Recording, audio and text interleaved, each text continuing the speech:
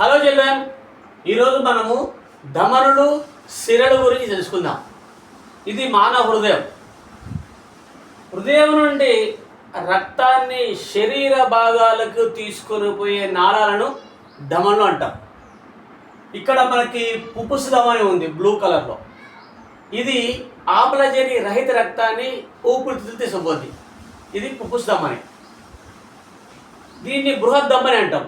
ఇది ఎడమ భాగంలో ఉంటుంది. ఇది బృహద్దమని ఆమ్లజని సహిత రక్తాన్ని శరీరంలోని అన్ని భాగాలు తీసుకుపోద్ది. సిరలు అంటే ఏంటంటే శరీర భాగాల నుంచి గుండెకి రక్తాన్ని తీసుకొచ్చే వాటిని తీసుకొచ్చే రక్తనాళాలని అంటే సిరలు అంటాం. ఇక్కడ మనం చూస్తాం అదో ఊర్ధ బృహశిర, తల మెడ నుంచి ఆమ్లజని రహిత రక్తాన్ని తీసుకొస్తుంది కుడి కన్నుకి. ఇది అదో బృహశిర, ఇది శరీరం యొక్క దిగువ భాగం నుంచి చెడు రక్తాన్ని ఆమ్లజని రహిత రక్తాన్ని తీసుకొచ్చి కుడి కన్నుకి తీసుకొస్తుంది.